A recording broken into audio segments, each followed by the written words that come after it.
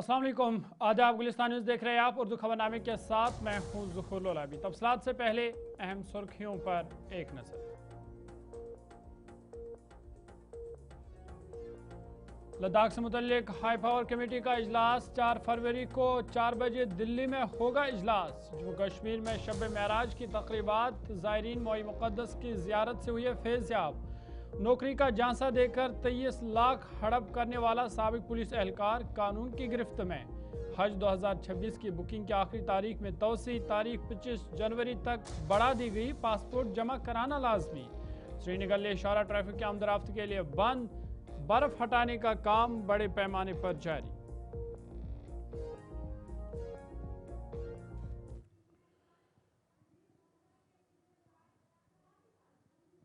सुर्खियों के बाद खबरें तफसीलात के साथ। सबसे पहले बड़ी और अहम खबर के हवाले से बात करते हैं और आपको बता दें कि जम्मू कश्मीर में यौम जमहूरिया की आमद है और यौम जमहूरिया से कबल ही जम्मू कश्मीर को सिक्योरिटी छावनी में तब्दील कर दिया गया है। यौम जमहूरिया के पेश नज़र जम्मू में सख्त हिफाजती इंतजाम कर दिए गए हैं।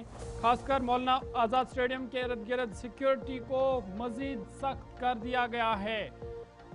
यौम जमहूरिया के मौके पर जम्मू में मरकजी तकरीब होगी, जहां लेफ्टिनेंट गवर्नर मनोज सिन्हा परचम कुशाई करेंगे। वज़ीर आला उमर अब्दुल्ला भी इस तकरीब में मौजूद रहेंगे और इस हवाले से सिक्योरिटी को मजीद सख्त कर दिया गया है।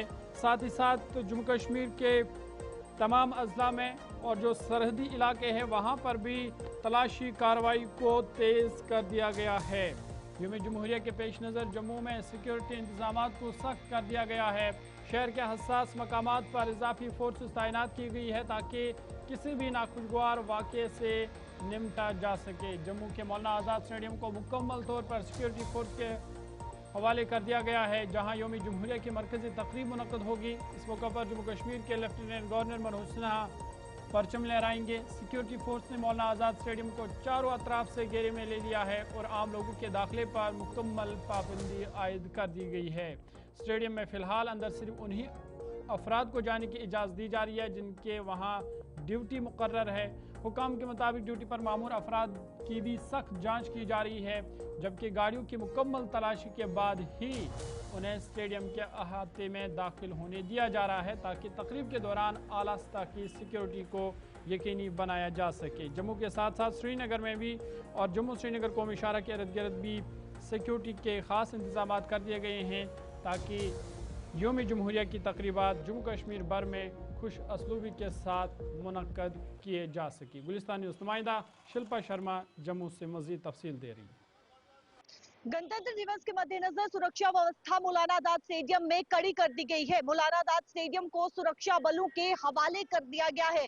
गणतंत्र दिवस जो कि मौलाना आजाद स्टेडियम में धूमधाम से मनाया जाता है और मुख्य कार्यक्रम का आयोजन जो है वो मौलाना आजाद स्टेडियम में होता है। इससे पहले ही सुरक्षा व्यवस्था को कड़ा कर दिया गया है और एसओजी यहाँ पर तैनात की गई है। एसओजी का दस्ता, स्पेशल ऑपरेशन ग्रुप का दस्ता इस समय मौलाना आजाद स्टेडियम के बाहर तैनात किया गया है। हर आने जाने वाले पर इस समय पैनी निगरानी रखी जा रही है। जो भी गाड़ियां या फिर जो भी नागरिक यहाँ से गुजर रहा है उस पर एसओजी का दस्ता पूरी तरीके से निगरानी रखते हुए नजर आ रहा है। इसी के साथ मौलाना आजाद स्टेडियम में गणतंत्र दिवस के दिन जो है एलजी मनोज सिन्हा के द्वारा तिरंगा यहाँ पर जो है वो लहराया जाएगा। इससे पहले सुरक्षा व्यवस्था को और भी ज्यादा कड़ा कर दिया गया है। जो भी वाहन अंदर जा रहे हैं एसओजी का दस्ता उन पर पैनी निगरानी रख रहा है। कौन से वाहन अंदर जा रहे हैं, कौन नागरिक अंदर जा रहा है, अगर किसी प्रकार का कोई भी संदेह जाता है तो उसकी तुरंत जो है वो पूछताछ भी उसी समय की जा रही है। सुरक्षा व्यवस्था इस समय कड़ी कर दी गई है। पाकिस्तान लगातार जम्मू कश्मीर में अशांति फैलाने का जो है वो प्रयास करता है और उन्हीं प्रयासों को विफल करने के लिए इस समय एसओजी का दस्ता मौलाना आजाद स्टेडियम के बाहर पूरी तरीके से तैनात है और उन्हीं अंजामों को जो है वो विफल करने के लिए इस समय मौलाना आजाद स्टेडियम में सुरक्षा व्यवस्था को और भी ज्यादा कड़ा कर दिया गया है। पाकिस्तान के द्वारा लगातार इस प्रकार के प्रयास किए जाते हैं कि त्योहार हो या फिर कोई बड़ा फेस्टिवल हो या फिर गणतंत्र दिवस हो, इन तमाम चीजों को लेकर जो है वो पाकिस्तान कहीं ना कहीं ये प्रयास करता है कि अशांति जो है वो फैलाई जाए, लेकिन उसी अशांति को भंग करने के लिए, विफल करने के लिए हमारे जवान इस समय आईबी पर, एलओसी पर तैनात है और इसी के साथ जम्मू शहर में भी पूरी तरीके से तैनाती इस समय देखने को मिल रही है। हर आने जाने वाले पर जो है वो एसओजी का दस्ता इस समय पैनी निगरानी रख रहा है ताकि गणतंत्र दिवस जो कि शांति पूर्वक जो है वो जिस प्रकार से मनाया जाए, और तमाम स्कूल के बच्चे यहाँ पर पहुंचेंगे। मुख्य कार्यक्रम जो है वो यहाँ पर मौलाना आजाद स्टेडियम में होगा, लेकिन इससे पहले ही गणतंत्र दिवस के मद्देनजर सुरक्षा व्यवस्था को और भी ज्यादा कड़ा कर दिया गया है। कैमरा पर्सन संजय के साथ शिल्पी शर्मा, जम्मू। आगे बढ़ते हैं। जम्मू के सरहदी इलाके सुचीतगढ़ में बीजेपी के सीनियर रहनुमा स्वर्ण सिंह चिब का इंतकाल हो गया। उनके आखिरी रसूमात में लोगों की बड़ी तादाद ने शिरकत की और मरहूम को अकीदत के साथ अलविदा कहा। आखिरी रसूमात के मौका पर बीजेपी के कई सीनियर रहनुमाओं ने भी शिरकत की, जिनमें रुकने पार्लिमान जुगल किशोर, साबिक रियासती सदर रविंदर रैना, एमएलए घरूराम भगत और एमएलए राजू भगत शामिल थे। रहनुमाओं ने मरहूम की खिदमत को याद करते हुए उन्हें खराज अकीदत पेश किया।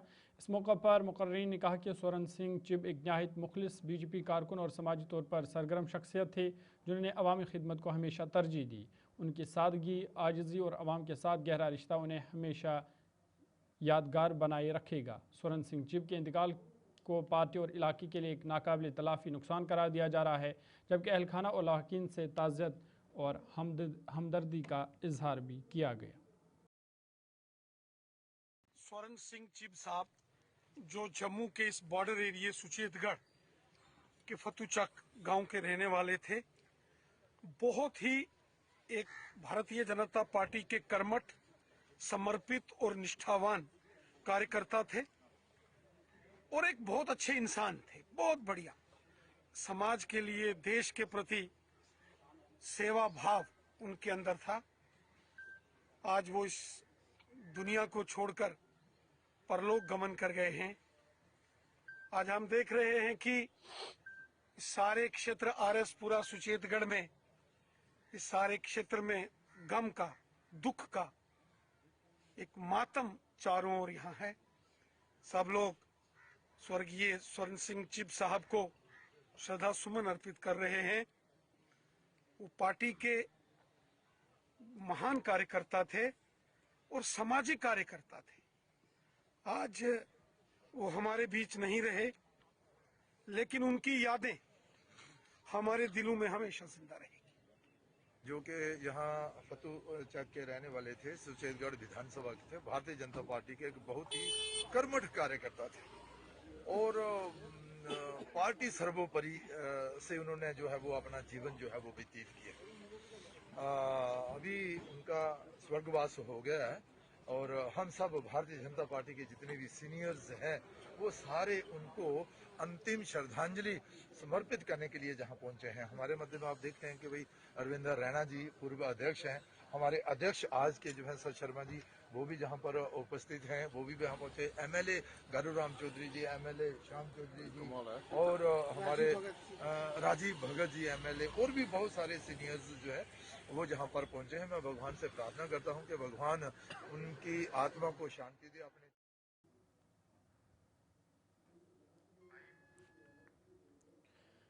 चलिए आगे बढ़ते हैं, बात मौसम के हवाले से करते हैं और आपको बता दें कि जम्मू कश्मीर में खुश्क मौसम का जोर लगातार बरकरार है। बर्फबारी और बारिश ना होने से कई आबी ज़खायर मुंजमद भी हो गए हैं।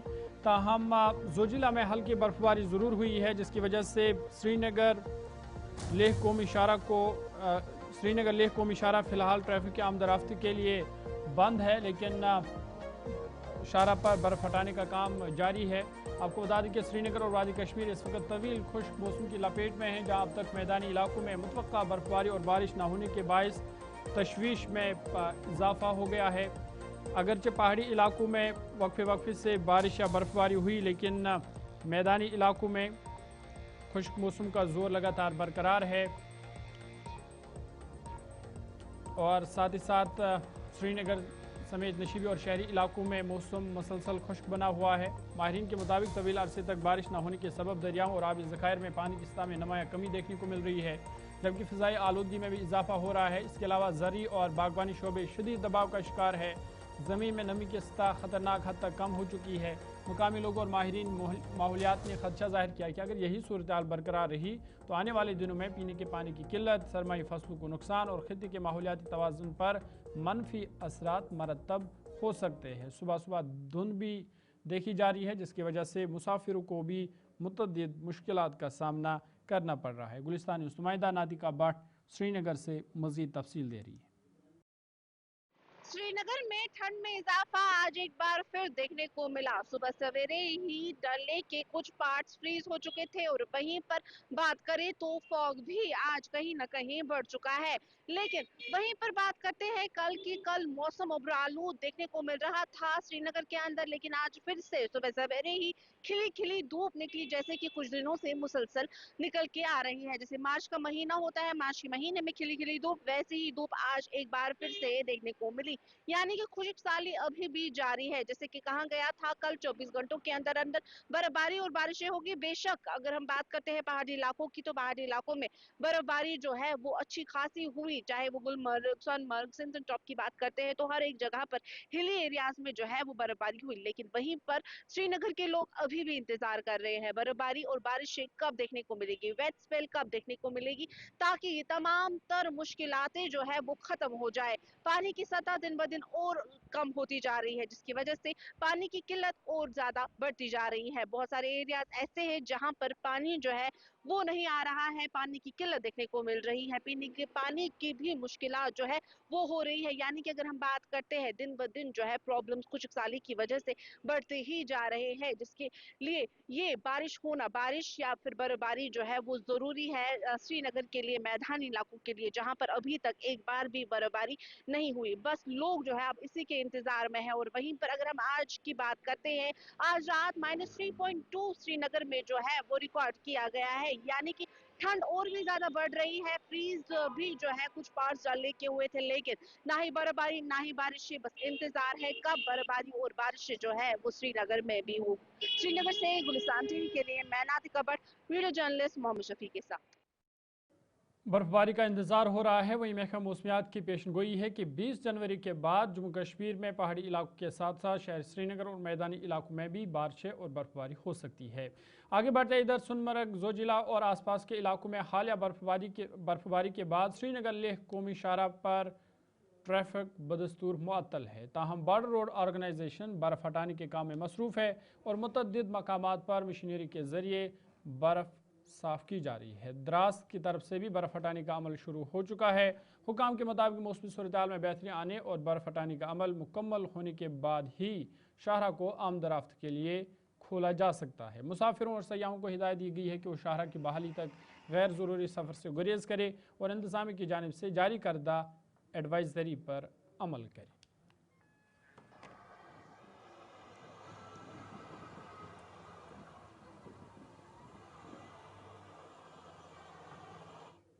इधर टंगमर्ग गुलमर्ग रोड पर बर्फबारी और फिसलन के खदशे के पेश नज़र सब डिवीज़न इंतज़ामिया गुलमर्ग ने अहम हिदायत जारी की है।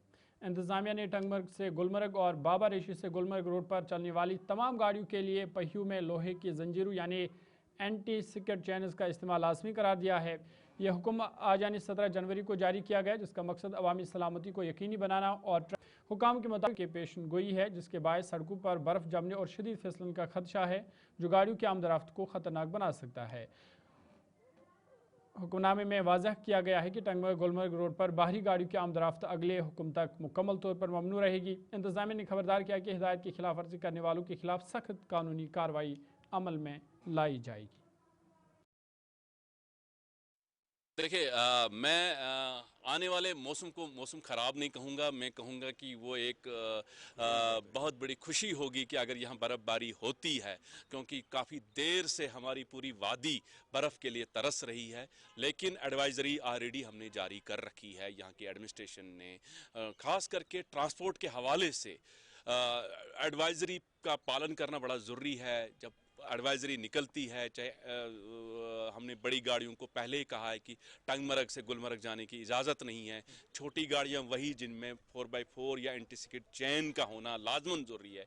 और दूसरा, जब बर्फ़ गिरना शुरू होती है तो वो गाड़ी वाले जिनमें ऐसा सामान नहीं है वो कोशिश ना ही करें गुलमर्ग जाने की या गुलमर्ग से बाहर निकलने की, इसलिए क्योंकि उसमें आप जानते हैं कि जब बर्फ़ गिरती है टूरिस्ट की आमद बढ़ती है और यहाँ का स्टेक होल्डर कोशिश करे ज़्यादा से ज़्यादा टूरिस्ट को फैसिलिटेट करने के लिए गाड़ियाँ मैसर रखे, गाड़ियों की मैसरी हो गाड़ी। और दूसरा जो इम्पॉर्टेंट चीज़ है, जब एडवाइजरी निकलती है एडमिनिस्ट्रेशन की तरफ से, वो इसी चीज़ को मद्देनज़र रखती, क्योंकि आप जानते हैं कि गुलमर्ग में जिस किस्म का हमारे पास इंफ्रास्ट्रक्चर है, उसको मद्देनज़र जितनी हमारी कैपेसिटी है उसका भी ख्याल रखें।